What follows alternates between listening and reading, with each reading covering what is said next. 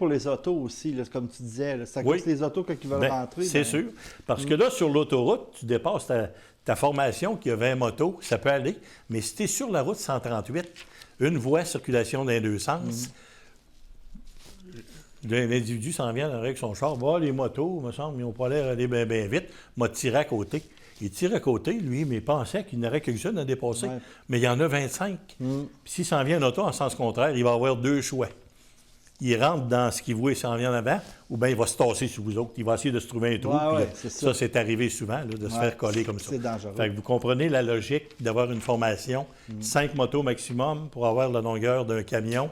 Ça se tient au départ. Okay. On joue avec la physique, puis j'y vais avec la physique, la logique et puis l'expérience. Puis d'habitude, dans la majorité des cas, ça devrait donner un bon résultat. On va faire notre formation. Nécessairement, le premier en avant, on met le meilleur. Ça, à force de circuler avec tout le monde, vous le voyez. Avec un dossard ou pas de dossard? Non, bien, il y en aura un que ça serait l'idéal. Oui? Okay. Si tu me dis, j'en mets-tu un, ça sera encore mieux. Okay. Le dernier en arrière, il dit, j'en mettrai un, c'est encore mieux. C'est l'idéal.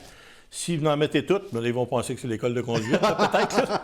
Mais le premier et le dernier, d'avoir des bandes réfléchissantes ou un dossard orange ou fluo, c'est un plus. Fait qu'on met le meilleur en avant. Bon, les motocyclistes, ils ont de l'expérience, ils devraient le savoir, mais ordinairement, des fois, c'est celui qui va crier le plus fort qui va embarquer en avant.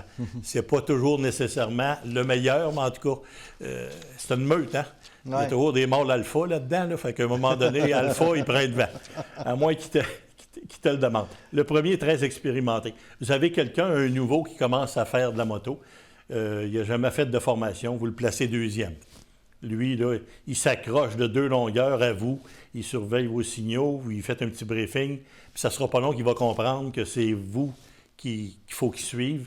Et puis, lui, il a son champ de vision ici en avant, puis en plus, il a cette longueur-là de plus, lui, s'il arrive quelque chose. Le 2, OK, on continue notre formation. Ce que je conseille, moi, au départ, c'est de... Ceux qui sont moins habitués, ils se placent dans la voie de droite. C'est mieux d'avoir l'accotement que de se faire croiser dans la voie de gauche. Fait que les moins habitués, tu les mets dans la voie de droite. Ceux qui ont des passagers, je leur conseille, oui, d'aller à droite. Avec un passager, c'est plus difficile. Puis, si c'est un accident, bien, c'est mieux un que deux. Tu sais, s'il arrive un gros accident.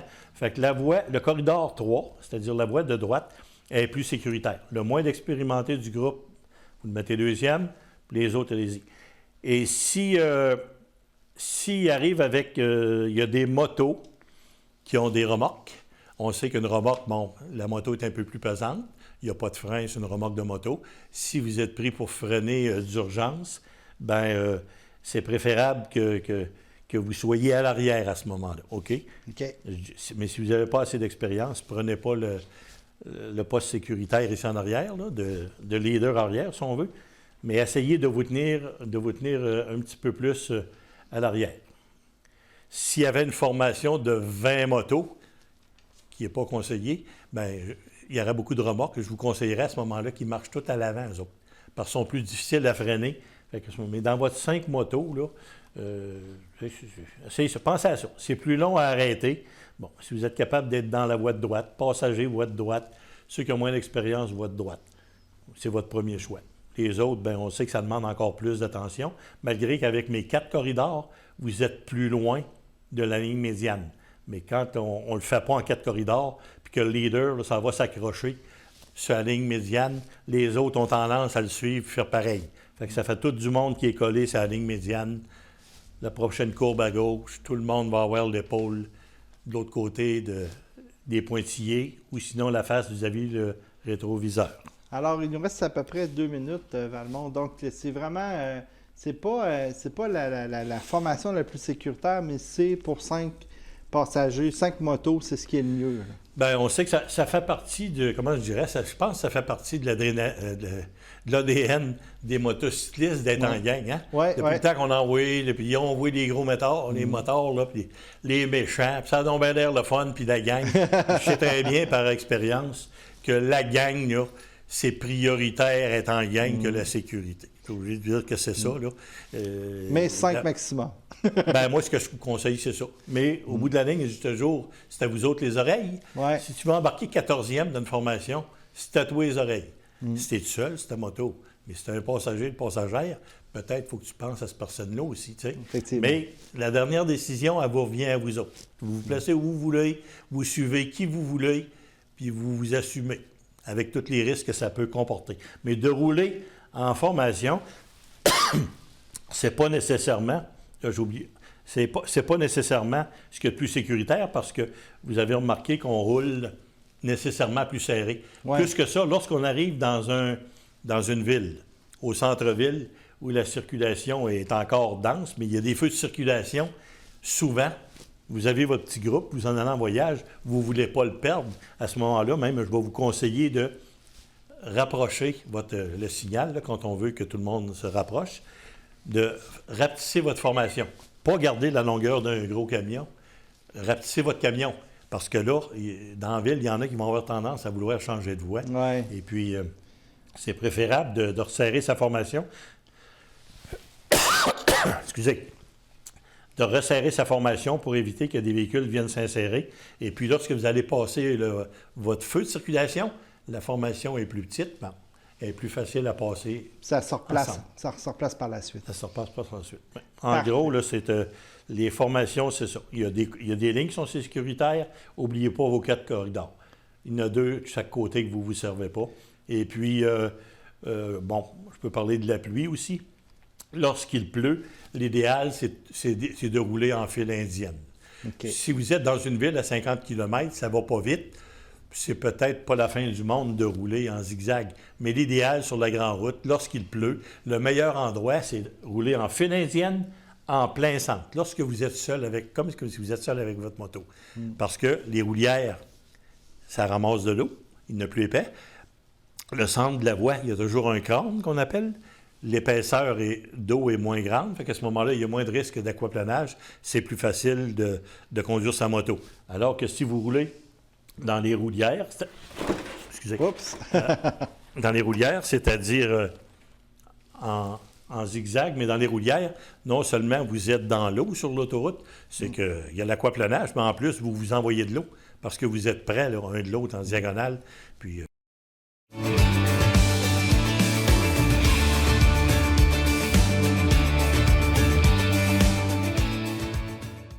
Vous le voyez à l'écran avec le beau petit tableau qu'il y a là, on va parler d'une intersection avec plusieurs voies. C'est pas une opération évidente pour une moto, justement. Peut-être nous parler de comment on aborde ça. Là, de passer un... Ouais. C'est ça. OK. On voit le contexte. Ici, on a 2 voies dans cette direction, 2 autres voies. La même chose qu'on a sur les côtés. Il y a différentes manœuvres à faire. On peut se dire qu'on pourrait être, mettons, sur le boulevard Laurier. Il y a un terre-plein. Terre-plein au milieu. Bon, on s'en va en ville. On va dire qu'on arrive du pont-la-Porte et on s'en va sur le boulevard Laurier. Il y a 2 voies la plupart du temps. Il y a certaines places, il y a une 3e voie pour le virage à gauche. OK. On roule, on peut s'en aller dans la voie de droite. S'il y a un corridor d'autobus, nécessairement, on est à l'heure du corridor d'autobus, nécessairement, il faut marcher dans l'autre voie. Mettons qu'on voudrait tourner ici à droite, puis ici, il y a un corridor d'autobus. D'habituellement, il y a un petit pointillé ici en diagonale qui vous permet de vous ranger dans le corridor d'autobus. Puis ça, là, ordinairement, là, c'est peut-être à 100 pieds avant le coin de la rue. Il faut faire attention. Il y en a qui vont tourner à droite ici, il y a le corridor d'autobus, il n'y a pas d'auto, il n'y a rien.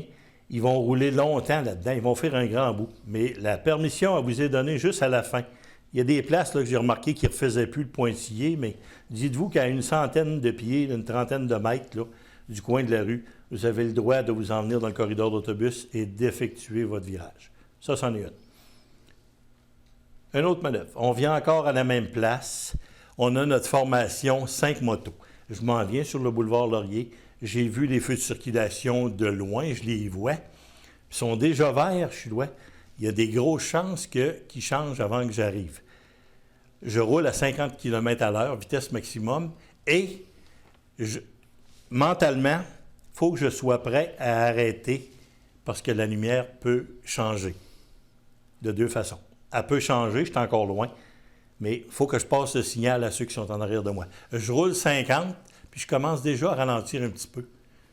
49, 48, 47, juste pour passer mon signal que je ne clencherai pas, moi, là, pour la passer verte, puis elle va me changer. Ouais. Je les prépare mentalement à arrêter avec moi. Ça va? OK. Elle change, on arrête, les pieds à terre. Si on est dans la voie de droite, on a oublié tout à l'heure le corridor d'autobus, si on est dans la voie de droite, il y a souvent une ligne d'arrêt. On essaye toujours d'arrêter avant la ligne d'arrêt. Ils n'ont pas mis ça là pour rien. Ça sert à quelque chose. C'est une infraction code de la route si on ne la respecte pas. OK. J'arrive encore, je vois mes lumières, elle est verte, on continue. Encore là, je m'en vais vers mon feu de circulation, 50, 49, 48. Je les prépare. Là, on va mettre ça au pire. Là. Je ne mettrai pas qu'on est 5 motos. Là. On est 15. Là. La journée-là, là, il y en a 15 là, qui sont accrochés en arrière. Là, c'est certain qu'on ne passera pas. Mais je les diminue tranquillement. Puis là, à un moment donné, rendu peut-être au milieu de la formation, il y a peut-être encore 10 motos, 15 motos qui suivent. On ne pourra pas toute la passer. Ça va finir sur la rouge. Déjà, je leur ai envoyé un signal. Ça va être à eux autres à l'intérieur, là, puis celle-là n'est pas facile. Il y en a un qui va décider qu'il ne la passe pas, lui. T'sais, mais ça ne veut pas dire qu'ils pensent tout à ça. Mais déjà, tu les as préparés. Parce que il faut que tu la coupes. Si tu as 15 motos puis que les 10 dernières passent à la lumière rouge, là, ça va pas mal à chope. Là. Tu peux te faire frapper parce que les autres, la lumière est verte. Ou si tu te fais arrêter ou n'importe quoi. C'est extrêmement dangereux. C'est pour ça que j'insiste. J'insiste toujours sur ma petite formation 5 motos. 5 motos, là, ça se coach assez bien. 25, ça va pas bien. Fait que déjà, le problème, vous voyez, là, le groupe est séparé. Si ça vous arrive que votre groupe est séparé, ce que vous auriez dû faire le matin, si vous avez à traverser une ville, vous auriez dû préparer votre groupe, dire, si on se perd à un feu de circulation, parce que là, c'est le bordel, hein? Tu en as une grosse gang, la moitié qui n'ont pas passé. Là, si tu commences à arrêter un peu plus loin, tu arrêtes dans une voie, tu bloques la circulation, ils s'en viennent, ils vont s'accrocher après toi. À l'autre feu de circulation, avec la gang que tu as là, ça va être encore pareil, ça va toujours rester séparé. Fait que dans le briefing du matin, vous dites, on va peut-être traverser, mettons, le pont La Porte. On va séparer notre gang, même si on est un gros groupe. Puis on va se rejoindre à telle place, le long de la route 132 ou sur la 20, une halte routière.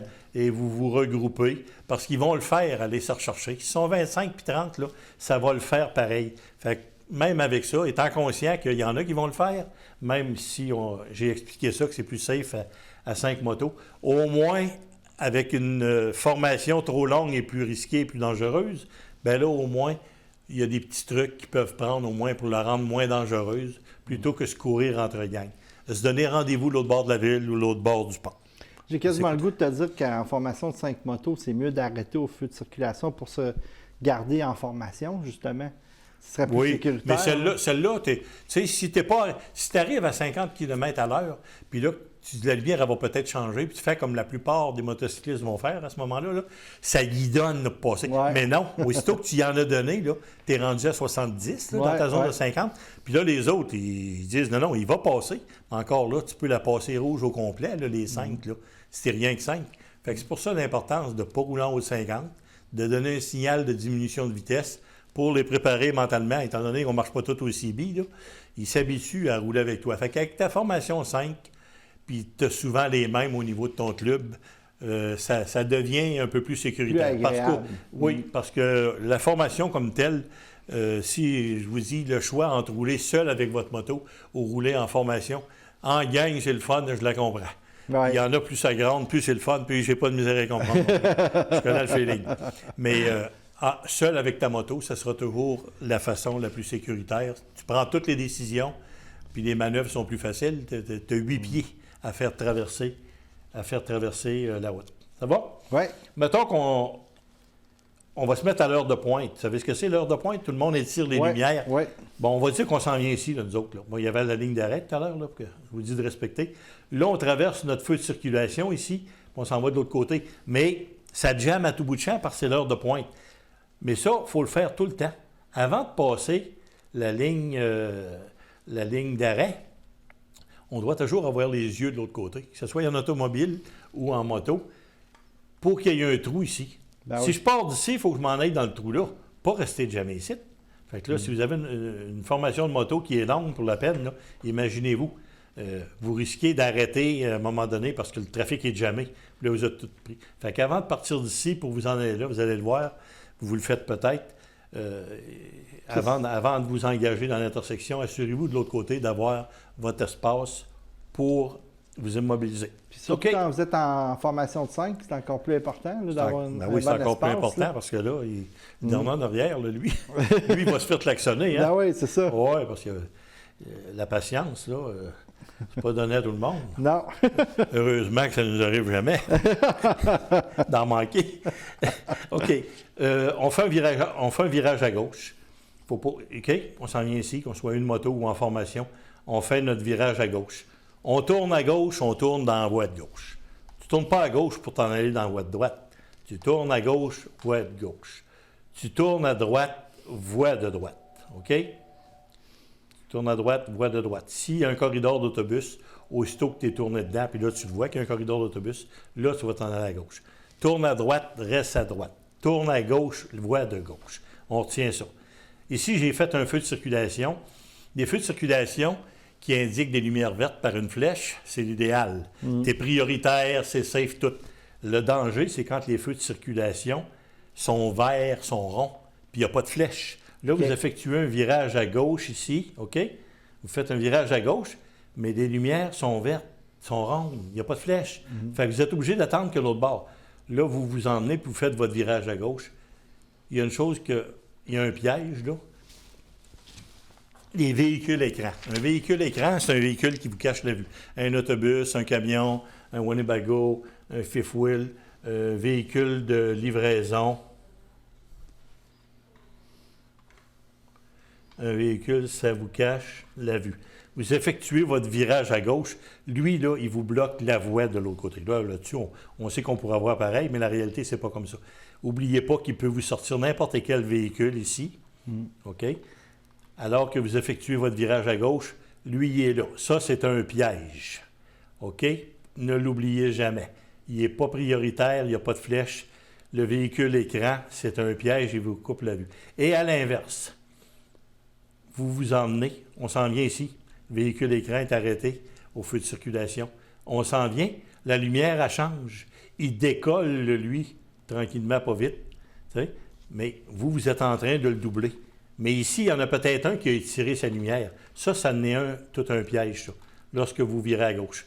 Vous dépassez un véhicule qui est arrêté dans la voie de gauche, là, à un feu de circulation. Méfiez-vous, il y en a peut-être un avant de lui qui va vous couper, il va vous tourner. Je me souviens que quelqu'un s'était fait tuer comme ça, là. C'était justement un de... C'était... Parce que dans le fond, de plus en plus dans ces intersections-là, on voit des feux qui clignotent verts à gauche qui protègent un peu. Mais c'est pas toujours partout de même. Là. Non, mais quand il n'y en a pas, ben le danger qu'il y a, c'est que en tournant à gauche, puis aussitôt qu'il y a un camion alentour de vous, un autobus, là, il vous bloque la voie. Il faut avoir beaucoup d'imagination. Hein? Oui, l'imagination, là, c'est pas un défaut, me semble, je me souviens bien, il y avait un homme célèbre qui avait dit ça, là, que l'imagination, c'était un des plus beaux cadeaux qu'on pouvait avoir. Oui. Un dénommé Einstein, je ne sais pas, il avait les cheveux longs, là, lui un peu ressemblait au Dr. Payot.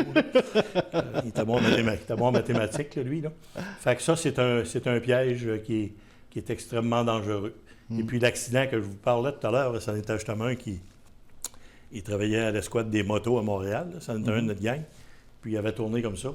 Puis il s'est fait frapper l'autre bord par un véhicule fantôme, comme on dit. Là. Malheureusement, c'est des polices de la ville de Montréal.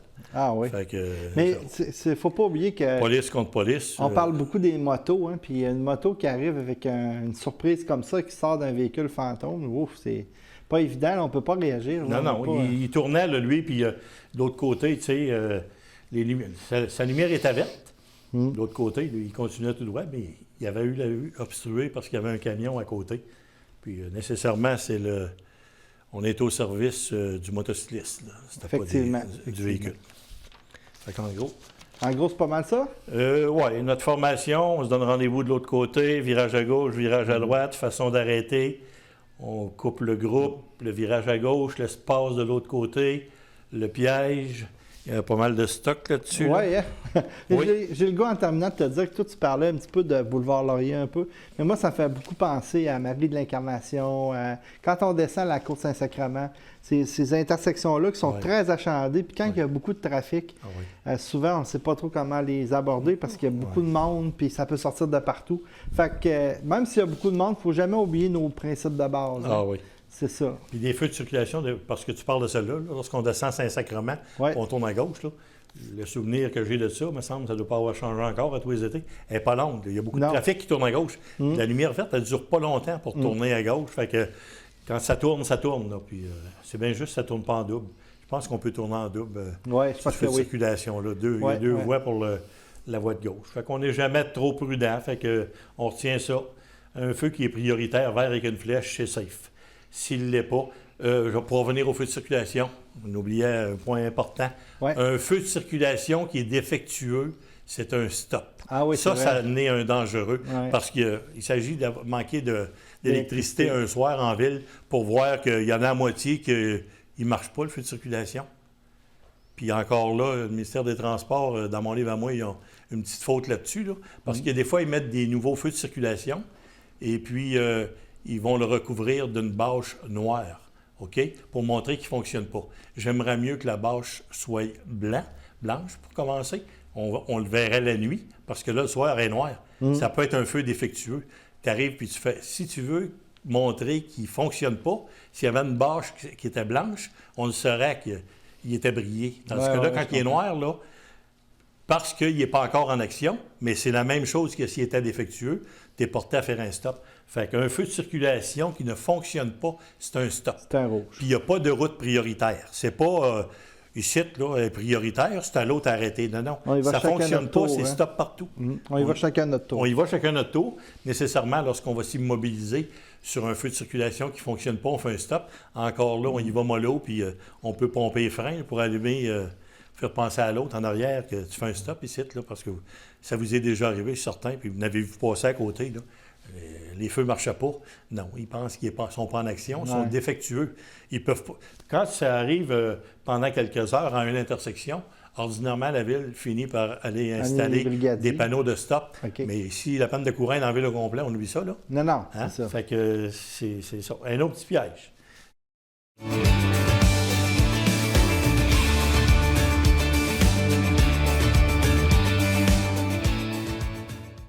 Donc, sur le tableau, tu voulais un petit peu parler de comment on stationne nos motos. Là. Bon, ça. En gros, on sait, lorsqu'on est en groupe, à un moment donné, on arrête toujours un restaurant là, pour dîner ou peu importe. Fait que les espaces de stationnement pour auto, on sait qu'ils sont moins grands qu'avant. Ils les ont rapetissés, hein, quand vous allez au centre d'achat, vous en apercevez. Mais c'est juste pour vous dire qu'en gros, là, on peut stationner 4 d'une place pour une automobile.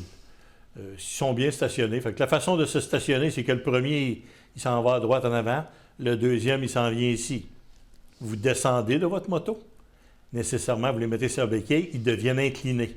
Ça donne l'endroit exact à la moto 3 et la moto 4 de se stationner parce que l'inclinaison est déjà donnée. Vous allez rentrer ici en collant le plus possible les deux autres motos. Lorsque vous allez les incliner, vous allez être à l'intérieur de vos lignes. Parce que si vous allez de l'autre côté, quand ils vont ouvrir les portes, il va y avoir des problèmes. Mais en gros, là, la plupart du temps, il y a de la place pour 4 motos. Sinon, toujours 2, là, s'ils sont très grosses. Bon.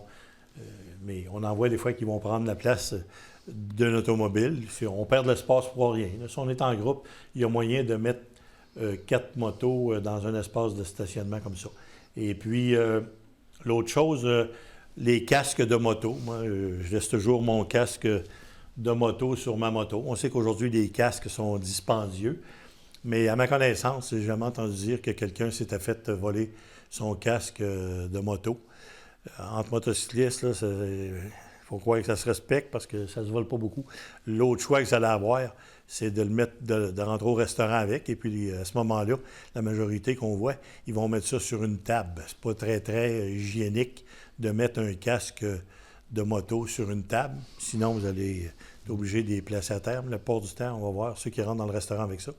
Ils accrocheront pas d'un crochet, ils vont les mettre sur la table. C'est pas... Tu me disais aussi tantôt, avant qu'on termine ce dernier petit bout-là, que même les motos comme telles s'envolent plus tellement au Québec. De plus en plus, c'est sécuritaire de ce côté-là. Là. Ouais, Autant les casques que les motos. Oui, c'est ça. Non, ils se volaient pas mal plus de motos.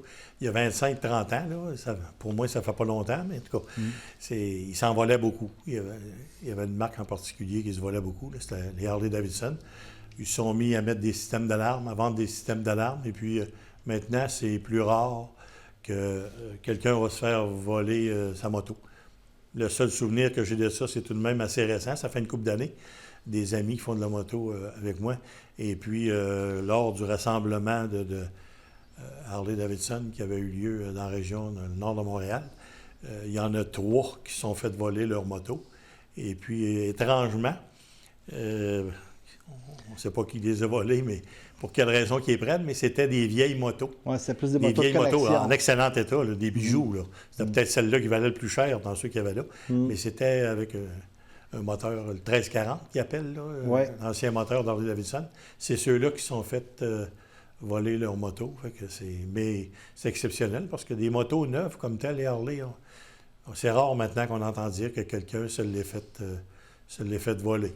Il faut croire qu'ils sont meilleurs qu'ils étaient. Avant, il y en a qui disaient qu'ils volaient parce qu'ils brisaient souvent, puis ils les prenaient pour les pièces. Maintenant, ils sont meilleurs. Fait que je pense pas c'est peut-être pas pour ça. Ça doit pas être pour ça. Surtout qu'ils ont pris les plus vieilles. D'après moi, c'est des connaisseurs là, pour voir cette sorte de moto là en particulier. Là, je pense que c'était pas un hasard. Là.